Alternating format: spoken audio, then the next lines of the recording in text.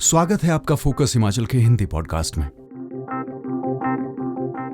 मेरा नाम है जितेंद्र कश्यप। आज के एपिसोड में जानिए नाचने के हुनर में हम कैसे हैं दुनिया के उस्ताद। जब मन आनंद से भर जाता है तो नृत्य से तन तरंगित हो उठता है। जहां विश्व के हर हिस्से का नृत्य वहां की संस्कृति को दर्शाता है, वहीं नृत्य एक स्वस्थ, सुखद और आनंद भरे जीवन की निशानी भी है। कुछ ऐसा ही नृत्य का इतिहास भी है। नृत्य का इतिहास मानव इतिहास के जितना ही पुराना है। प्रागैतिहासिक काल में नृत्य की खोज हो चुकी थी। इसका भरत मुनि के प्राचीनतम ग्रंथ नाट्य शास्त्र और वेदों में भी उल्लेख मिलता है। जब जंगलों में स्वतंत्र विचरण करते हुए मानव की एक जगह पहुंचकर भूख और पानी की जरूरतें पूरी हो जाती थी, तो वे आग के चारों ओर घूमते हुए नृत्य करते थे। भूख और जल की खोज के उत्साह से ही नृत्य का जन्म हुआ, जो रफ्ता रफ्ता मानव समाज की रूपरेखा तैयार करने लगा और धर्म, संस्कृति और आनंदोत्सव का एक हिस्सा बन गया।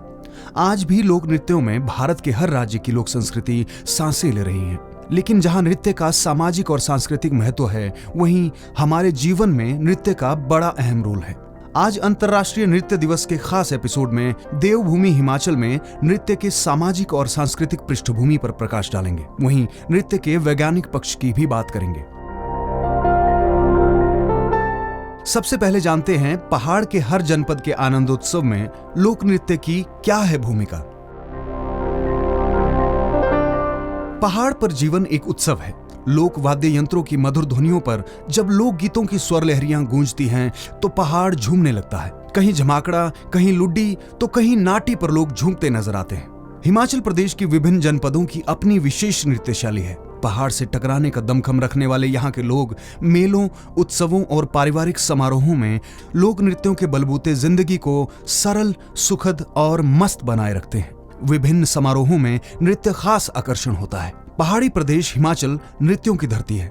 यहाँ के लोग लोक संगीत व नृत्यों में डूबे नजर आते हैं। इन नृत्यों के बहाने स्थानीय इतिहास, सांस्कृतिक परंपराएं व लौकिक मान्यताएं सदियों से यहाँ सांसें ले रही हैं। यहाँ आज भी देव नृत्य, राक्षस नृत्य, डंगी नृत्य, लास नृत्य, नाटी नृत्य, नागस नृत्य, डुमशोम नृत्य, द्रोणी नृत्य आदि लोक नृत्य बड़े चाव और मस्ती में नाचे जाते हैं। लोक संस्कृति में यहाँ की संस्कृति पलती है, परंपराएं बोलती हैं, रिवाज जीते हैं, लोग हंसता व नाचता है। हिमाचल में किन्नौरी, सिरमौरी, चंब्याली, मंड्याली, कुल्वी और कांगड़ा के झमाकड़ा की अपनी खास पहचान है। यहाँ नर्तक जब स्थानीय परिधान पहनकर लोक नृत्य करते हैं तो सचमुच पहाड़ थिरकने लगते हैं। यहाँ के लोक नाटकों में भी लोक नृत्य सांसें लेता है। स्वांग, बांठड़ा या डंडारस के बहाने लोक नृत्य का वजूद सदियों से जिंदा है। जन्म संस्कार हो या वैवाहिक संस्कार, लोक नृत्य की उपस्थिति बेहद जरूरी है। हर जनपद में अपना लोक वाद्य यंत्र, लोकगीत और अपना लोक नृत्य है। पहाड़ी नाटी की बात की जाए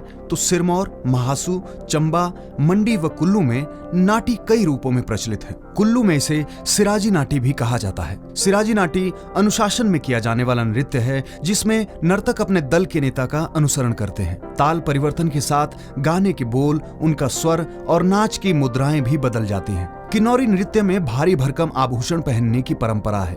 यहाँ के नृत्य पारंपरिक लामाओं, देवताओं के नृत्य तथा रागरा संबंधी नृत्य आदिम जीवन की याद दिलाते हैं।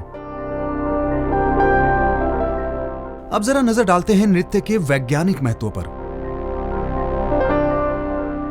जहां नृत्य हमारी सांस्कृतिक पृष्ठभूमि को उजागर करते हैं, नृत्य के जरिए हम अपनी भावनाओं को व्यक्त कर सकते हैं, वहीं वैज्ञानिक रूप से नृत्य मानसिक और शारीरिक दोनों रूप से फिट बनाता है। नृत्य लंबे समय से मानवीय रीति रिवाजों, त्योहारों और संस्कृति का एक घटक रहा है, लेकिन डांस शारीरिक रूप से सक्रिय रहने और फिट रहने का एक बेहतर तरीका भी है।